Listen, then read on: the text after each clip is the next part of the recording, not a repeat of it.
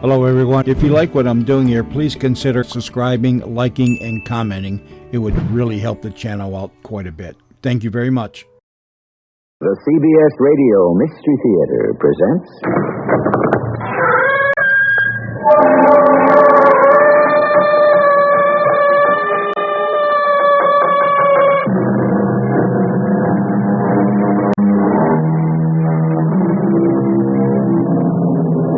Come in. Welcome. I'm E.G. Marshall. To put us in the frame of mind to accept the deviousness of man, we reach into that philosophical legacy bequeathed us by the immortal bard, Shakespeare. Men, he says, should be what they seem, or those that be not, would they might seem none. The lie or the truth? Who is false, who is not? And we have 60 minutes to find out.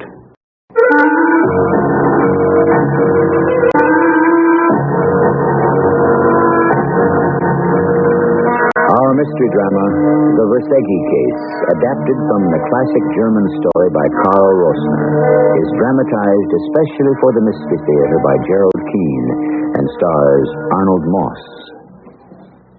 I'll be back shortly with Act One.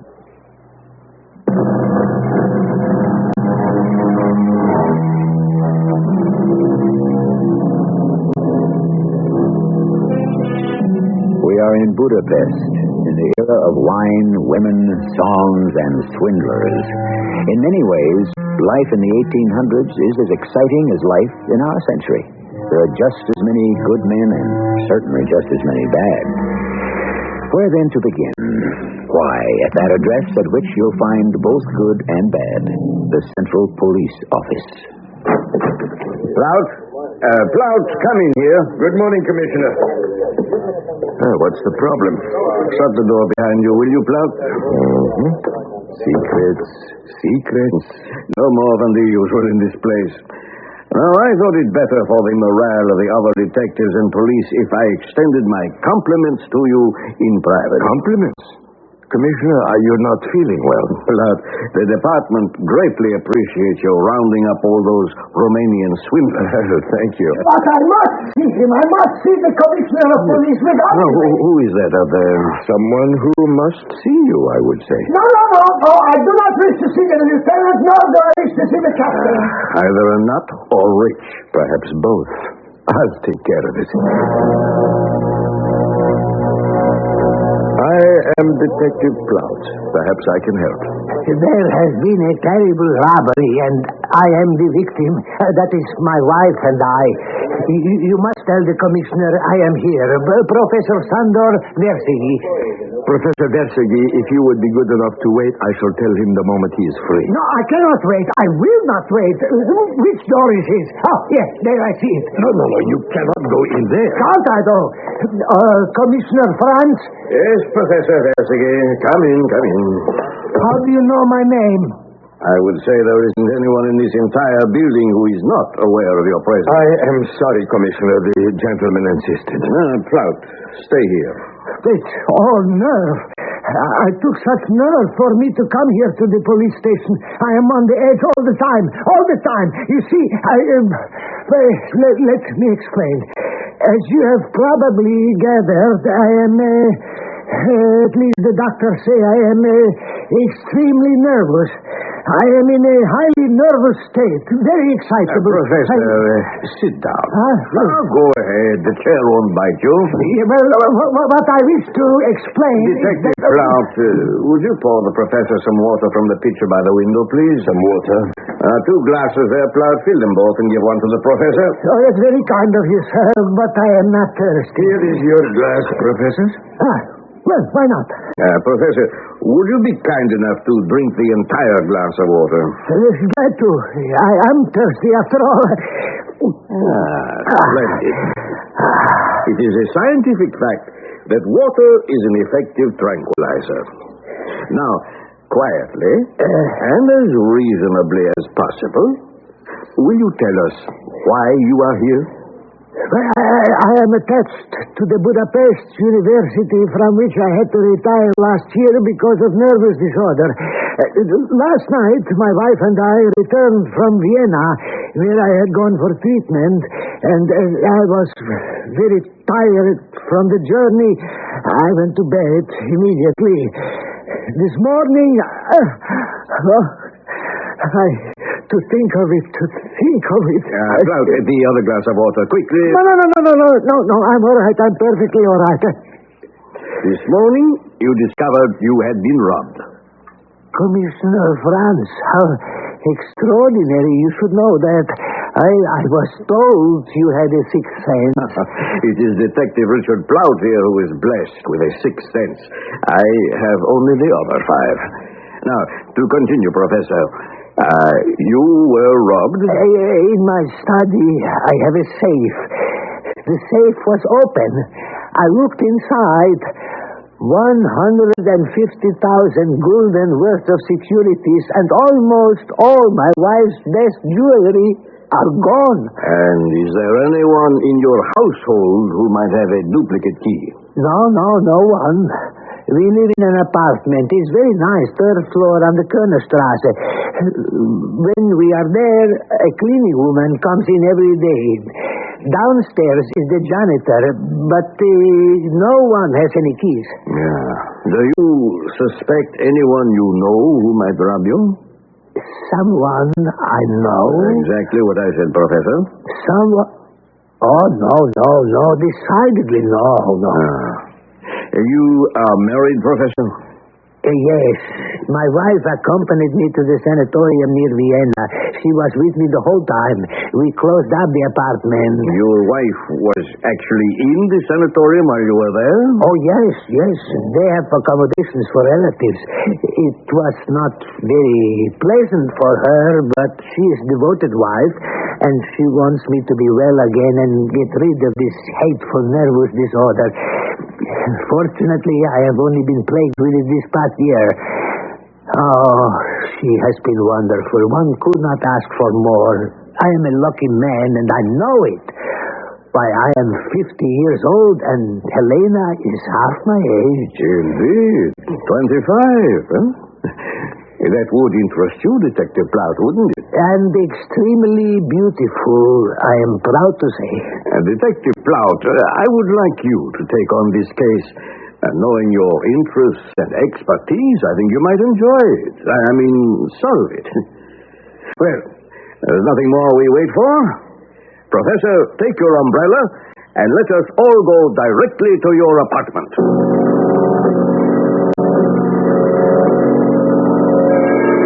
This is my study. Look at it. Everything upside down. My papers everywhere. Where is the safe, Professor Versegy? No, here. Against the wall. I have touched nothing. This is just as you found it, Professor. You haven't changed anything in the room? No, exactly as I found it this morning. I did examine the inside of the safe when I found the door open, but I touched nothing. My wife said I should not until it has been examined by the police. Oh, Helena, there you are. Good day, gentlemen. Oh, my dear. This is my wife, Helena, gentlemen. These gentlemen are from the police. You haven't been overdoing it, have you? The professor did not exaggerate. She is stunning. Mrs. Versegy, this is Commissioner Franz. My name is Richard Plout. My pleasure. Do you know whether any other pieces of furniture were damaged? Or whether anything else was stolen besides, I understand, the securities and your jewels? I would say no to both questions, Mr. Plout. The jewels and the securities were in a small box. It is still there. You can see it. But empty. That thief got himself quite a lot for his trouble. Plout, over here. Used matches, pieces of burnt candles. And what's this? I would say pieces of iron broken off. And there on the floor, that piece looks like it was broken from a file. That's strange. I'll slip these into our envelopes. Anything else? I've already taken the cigarette ashes and the stubs. A very careless robber leaving the ends of cigarettes about. You are both very careful about your work. We try. Whatever is found at the scene of the crime is like handwriting. A personal message, in this case, from the thief. And you can trace the criminal with cigarette stubs and so on? We hope to. Commissioner, I would like your opinion over here, please. What is it, Blunt? Will you examine the door of the safe? It's been hacked about. The hinges and the lock have been filed in a haphazard way. And if you look more closely, those marks have nothing to do with opening the safe. Yeah. You're right, Blount. The door was opened with a key. You agree, then? Oh, absolutely. The marks are made on the safe door after it was opened. An amateur trying to make it look as if it had been forced open. What are you two looking at now? These marks. Yeah, whoever it was certainly made a mess trying to open it. A mess, exactly, Professor. Have you an axe in the house? An axe? Oh, you had better ask Helena. She runs the household. Do we have an axe, dear? Or a hatchet? I'll go see. I'll be back in a minute. I don't understand.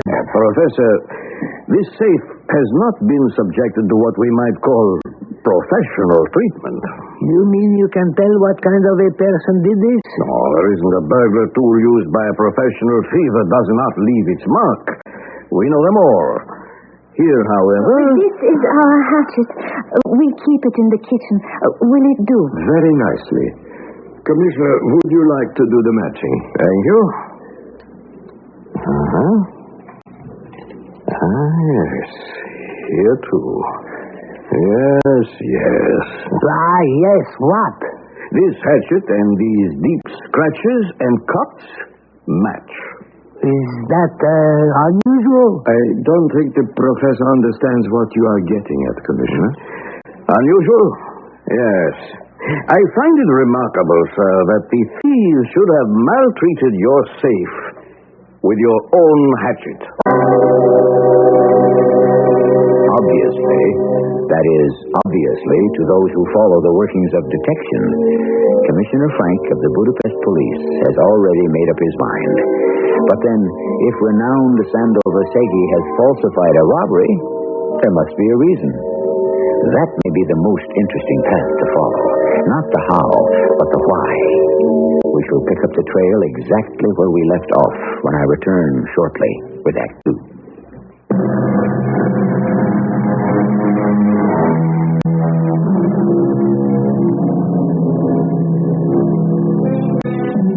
Semblance, dissemblance. That is the theme of this performance at Mystery Theater. Who is performing? Who speaks the truth? Sometimes people are so adept at disguising their true selves, they begin to believe they are what they pretend. Detective Richard Plout and the Commissioner resume the investigation. Now, as to these papers lying about here on the floor, is this exactly the way you found them? I think so. I hold up this insurance policy. Is it yours? Is it mine? Does it have my name on it? What does it say, Plout? Sandor Versegy insures himself against robbery with certain itemized pieces of jewelry and a sum of 150,000 gulden. Then you're insured against robbery, Professor. You didn't think to inform us of that. Didn't you tell the gentleman that we were insured? Oh, Sandor, how could you forget a thing like that? Why, that's the reason, sir, that we can meet this loss with a certain amount of calm. Calm? I would say that Professor Versegy has been quite excited about this robbery. It was his nervousness which first attracted our attention when he came to report the incident at the police station. And now we find he is insured so as to completely cover his loss. I cannot see any reason for his great excitement. My husband is ill. Surely you have noticed that. We have just returned from the sanatorium where he was being treated. And now, to you gentlemen of the police, robbery may be an everyday occurrence, but to us, even though we were insured, the invasion of our home by strangers, it is... Mrs. Versegy, forgive us. We don't wish to add to your unhappiness. Commissioner, why don't we permit Mr. and Mrs. Versegy to pass the rest of the day alone?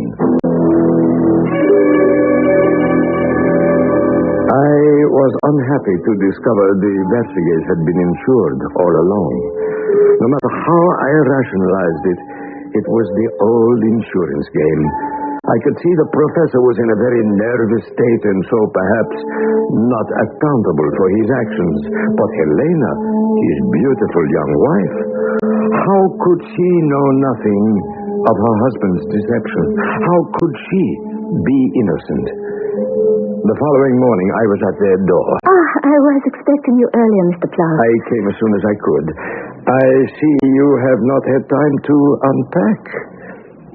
How is your husband? This robbery has undone a great deal of the good of his visit to the sanatorium. He's in his bedroom reading. If you like, I shall be happy to bring in your suitcases from the hall. Oh, no, I wouldn't dream of it. That's a beautiful coat lying there. What is that fur? Seal. But it's the astrakhan collar my husband's so fond of. He takes it everywhere. It was much too hot for Vienna, so we left it with his stepbrother who lives there. When did you leave Budapest? The 27th of March. We first went to see Laos. Laos? My husband's stepbrother. He's written us insisting we spend a few days with him before going on to the sanatorium. And where is that? In a suburb of Vienna, in Kalden-Lötgeben. We stayed at the sanatorium until the 3rd of May, and my husband was really improving. And then 2 days with Laos, and then back here the day before yesterday. There you are, Helena. Oh, you have a visitor. Mr. I've forgotten your name. Plaut, Richard Plaut, Mr. Versegy. I was going to ask if I might continue examining your study. I have no objection. Follow me. Mr. Plaut, may I offer you a glass of wine? Oh, don't tempt me. Police regulations forbid that while a man is on duty. A great pity. Still, I am not a policeman, so I shall have a glass. Sandra, don't. You know what the doctor said. It's a stimulant, and for the present, no stimulants. Is a cigarette all right? Don't be silly, of course it is. Especially since you brought back your special favorites from Vienna. May I have one, Professor? Yes, glad to. You will enjoy them. Made especially for me in Vienna. You can't get them here. Nobody smokes them in Budapest. Oh, really? And you are quite certain this room was thoroughly clean before you went away? Housekeeping is my pride and joy, Mr. Plaut. And the cigarette you're smoking, Professor, have you smoked in here since you returned? No, I have not. Why all this questioning about cigarettes? Let me show you something. In this envelope are 2 cigarette stubs we picked up in this room yesterday. Now, isn't it rather remarkable that whoever plundered your safe smoked the same cigarettes as you do? A brand, you say, which is unattainable in Budapest. See for yourself. Open the envelopes. Well, he's right, Sandro. These stubs are the same, but how is it possible? Let me see. He is right. Those stubs are mine. I cannot deny it. You said I cannot deny. Isn't that a peculiar word to use under the circumstances? Well, it's nothing. Just words. I did not mean anything by it. I do not understand you, police. I report a crime to you, and you treat me as if I were the criminal. Sandro, please. Mr. Plaut, if your investigation results in a kind of 3rd degree, I must ask you to leave. My husband tires easily. Sandra, will you go lie down? I should be with you in a moment. I'll see Mr. Plaut to the door. All right, then. Don't be long. Mr. Plaut, you were asking about household tools yesterday? Well, I was getting out the checkbook, and I found this broken piece of metal in my husband's desk. I thought I'd better give it to you. What do you suppose it is? It's what they call a file. The end is broken off. Is it helpful for you to have it? I regret to say, Mrs. Versegy, this broken file in your husband's desk is extremely helpful. To say I was shocked is putting it mildly. I could draw only two conclusions. In attacking his safe to simulate a robbery, the professor had broken the file himself, or Mrs. Versegy was trying to implicate her husband. I went downstairs and asked if the janitor would see me. This is a respectable house. Why are the police asking me questions? When a robbery has been reported, we ask everybody. A robbery? Oh, where? Professor Versegy, upstairs on the third. Oh, he's quite mad. He complains about my children making noise. I don't think he's quite right in the head. If I wasn't sorry for his wife, I could make a few complaints myself. Indeed. Oh, he thinks he can make all the noises he wants, and that's all right. But if my children happen to run up and downstairs, it's not. What noises? I thought they were away for a month. Don't you think I know what's going on here? What kind of a janitor do you think I am?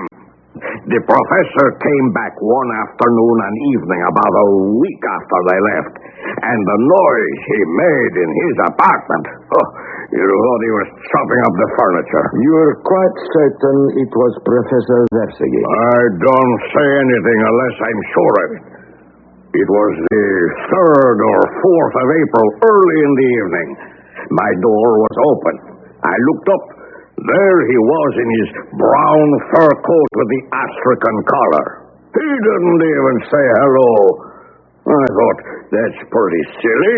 Such a hot day, his face buried in the collar. And he went right upstairs. And after making all that noise, he comes down again, doesn't say a word, all bundled up he is. Now he reports a robbery. If you ask me, it takes all kinds in this world. Anything else, officer? I think not.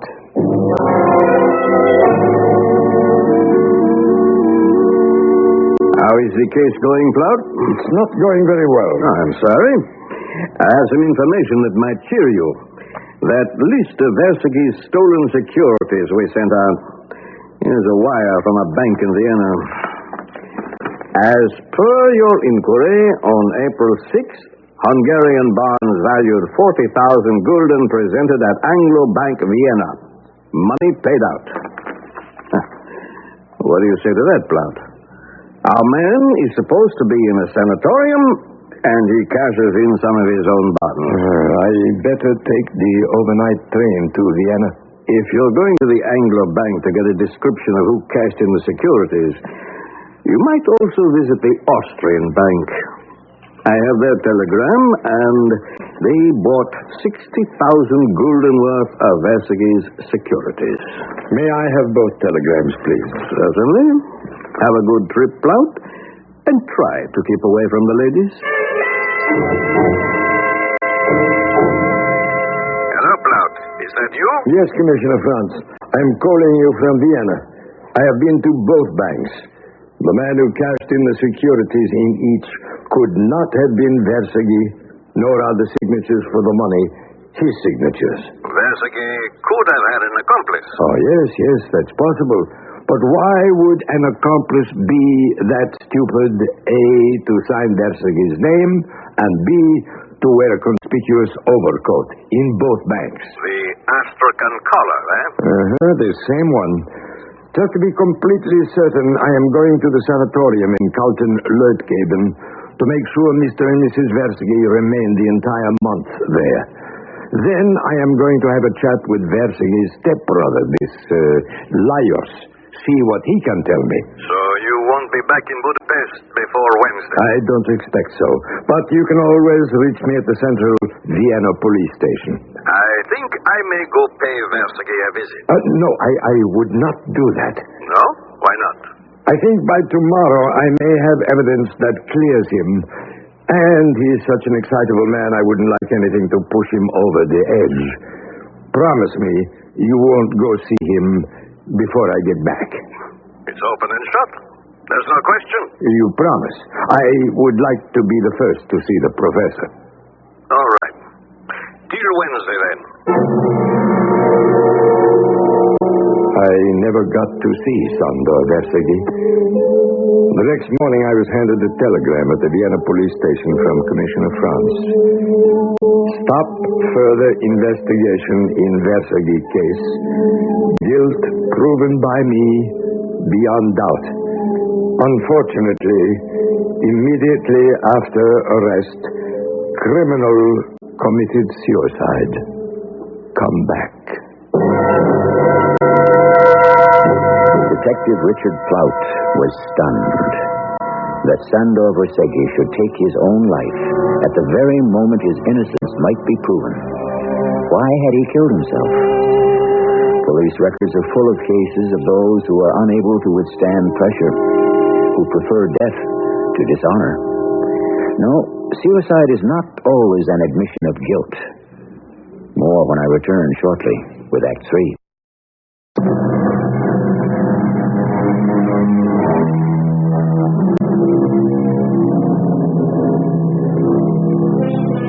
A trained investigator leaves not one stone unturned, whether it be a slight case of theft or a serious case of murder. It is the very nature of the man to seek after the truth, however cleverly it may be hidden. Such a man is our detective, Richard Plout. He takes up the story. Versegy, Lajos, Schwind Street 3 was the address in the directory. I know that the Versegys had stayed with his stepbrother before and after the professor's month in the sanatorium. Lajos Versegy was a heavily built, clean-shaven man with thick black hair. He sat me in his drawing room, his back to the window, keeping his face in the shadow, an old trick. So you are from the police, are you? Is something the matter? You have a stepbrother in Budapest? Yes, indeed. Sandor, very fine professor at the university. I have just received a message from Budapest, Mr. Versegy, which tells me your stepbrother was completely crushed by the suspicion. More than that, but he is dead by his own hand. Oh, no. Oh, merciful heavens. Oh, the poor man. How unfair, how wicked. Look, I'm sorry. You must think me absurdly emotional. He was my stepbrother, and only a few days ago he was in this very room. He and his wife, they stayed in my guest room at the end of the hall, and we... How terrible this all is. Your stepbrother's death just at this time places Mrs. Versegy in a very painful position. His suicide will appear it was all true. People will say he died to escape punishment and dishonor. So unless we succeed in discovering the real thief, his name will be destroyed. The real thief? Oh, then you don't believe Sandor had any connection with the theft? Oh, no. No, the real thief is quite another person. That's why I came to see you. But how can I help you? We have discovered traces here in Vienna of the man who apparently is the robber. Now, obviously, this man knew the professor's habits and must have met him while he was here. Do you know of any such person he might have seen? No, I really don't. When Sandor and Helena came here, I saw very little of them. I know that Sandor visited several old Viennese friends, but who they were, I don't know. My sister-in-law should be able to tell you. I expect you're right. I shall leave now. I am sorry to have been the bearer of such bad news. It's incredible. Awful. Please, if there is any further way I can be of help, don't hesitate to call on me. I certainly shall. Commissioner, how did this happen? I expected it. The man was always guilty, and he knew it. Just tell me what happened. We had his house watched, naturally. A man on the roof over his apartment. One morning, the janitor was seen moving a small trunk from the basement. When questioned, he said the professor was taking a trip. Now, if you were in my shoes, Plout, what would you have done? What I did. I went to see him directly. Commissioner, what are you doing here? Where are you going, pushing your way in here? You appear to be packing to go on a trip. That's rather odd. Yes, I am. Well, what I do, where I am going, is no business of yours. It is my business. You are going to Vienna. Well, since you know it, why do you bother me with questions? Now, please, I'm in a hurry. I sent for a cab to take me to the station. Spare yourself the trouble, Professor. The cab will not be here. We have had this house under surveillance, and no one comes or goes without our permission. How dare you? But what do you want of me? How dare the police put a watch upon me? I want to know what takes you to Vienna. I owe you no accounting. As you like, but then I shall be obliged to forbid your departure. Professor Versegy, I must do my duty, hard it may be. And my duty, after all the evidence we have against you, is to arrest you. Professor, come back here. What happened then? He ran down the stairs, but I had a policeman on duty there. So he turned around and raced up the stairs, crying all the time, I am innocent, I am innocent. He went up another flight, calling out to his wife who hadn't come home yet. How ghastly, the poor, demented man. Another one of our men came downstairs from the roof. Versegy kept running back and forth, calling, Helena, Helena. And then I think he lost his head completely. I tried to reach him, but he eluded me on the stairs, ran out into the street blindly, right into a big van which could not stop. He was dead when I got to his side.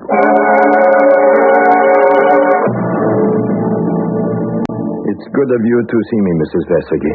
It's so hard. Anyone connected with the police, I know. You have every reason to despise us. They drove him to his death with their suspicions. Sander was the kindest, gentlest man who ever lived. Mrs. Versegy, I am certain your husband had nothing to do with the crime. You believe in him? Yes, I do.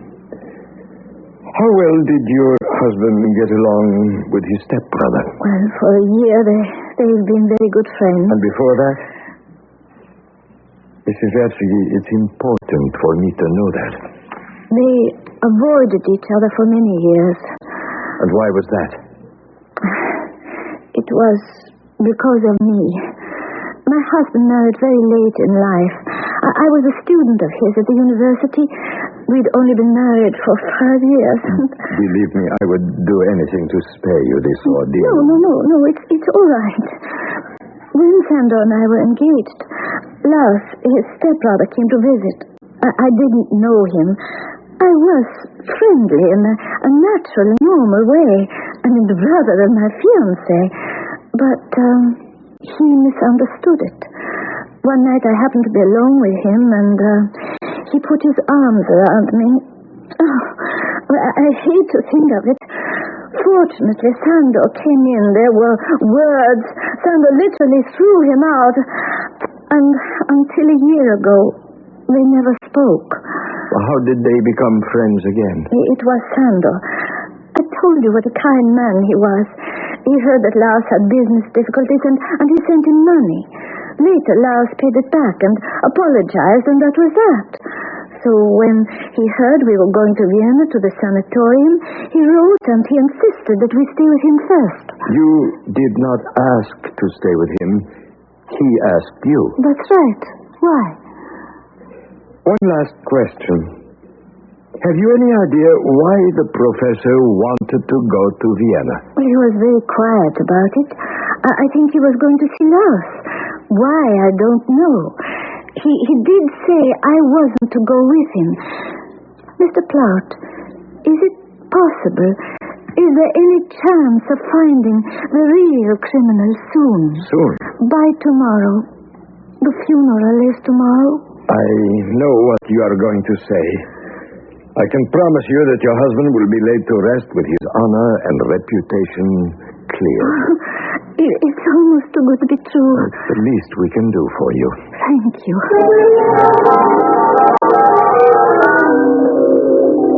Mr. Plaut, I did not expect you back in Vienna so soon. Please forgive this confusion, but I am here in the midst of work. I am extremely busy, so it is going to be impossible for me to go to Budapest for the funeral. You have probably seen in the newspapers that officially the police believe your stepbrother guilty, and they have stopped any further action in the case. Yes, I read that. Poor Sandor. If he had not been in such a state, he would never have arranged a pretended robbery to collect the insurance. Then you now believe him guilty? There is so much that points to him. I don't know what to think. Well, that is why I came here today with the good news that your stepbrother is innocent. What?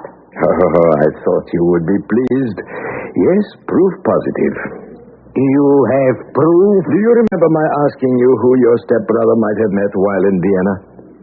Let's say it was some man he hadn't seen in a long time. A relative, perhaps. Let us assume this man to be in financial straits.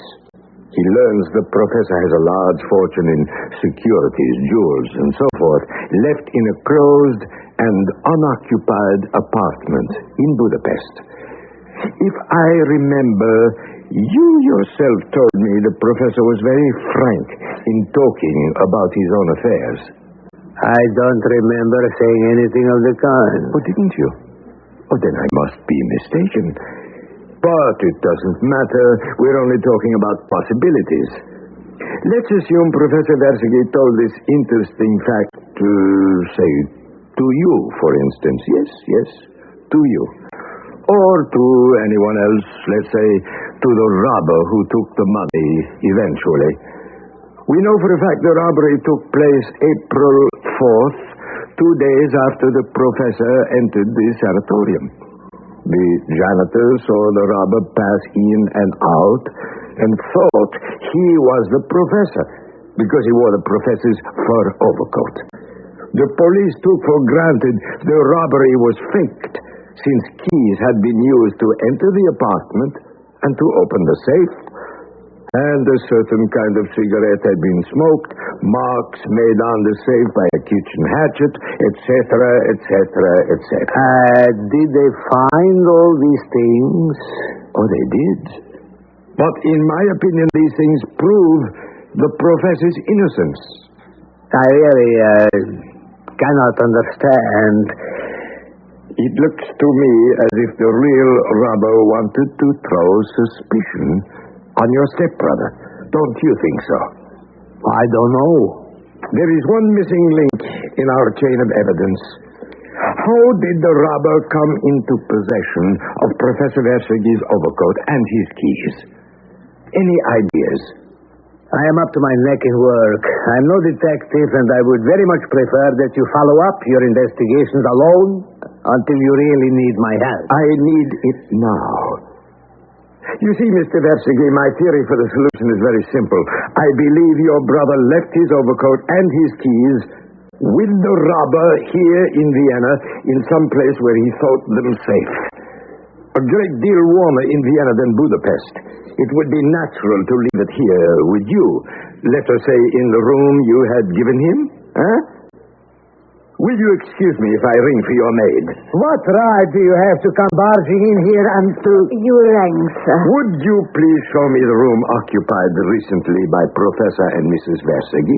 Certainly, sir. This way. Madame, do you remember the professor's visit early this month? Did he leave anything here when he went to the sanatorium? Oh, yes, sir. This was their room. He left his fur overcoat and some other things. They were locked in that cupboard. Uh-huh. Who had the keys to this cupboard? Oh, Mr. Versegy gave the key to the professor. He took it with him. Oh, dear me. Someone must have mislaid the key. The door has been forced from its hinges. Look carefully. What are you doing? Mr. Versegy, the police are the ones who ask the questions.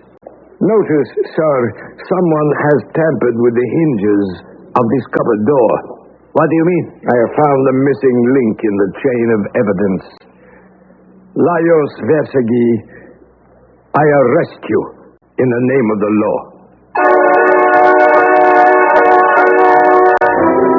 Detective Richard Plout kept his word. On the following day, Sandow Versegy was buried with honor and dignity befitting an honest man. Perhaps in death, the professor has a lesson for all of us. How sacredly reputation must be guarded. How fragile a thing it is. And should it be lost, it is rarely regained. More on this when I return shortly.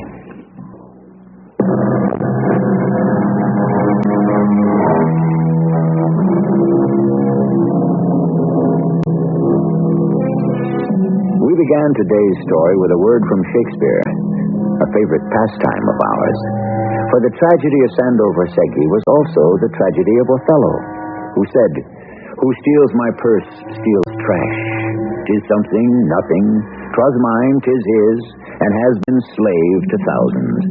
But he that filches from me my good name robs me of that which not enriches him, and makes me poor indeed." Our cast included Arnold Moss, William Griffis, Carol Teitel, and Robert Dryden. The entire production was under the direction of Hyman Brown. This is E.G. Marshall inviting you to return to our Mystery Theater for another adventure in the macabre. Until next time, pleasant dreams.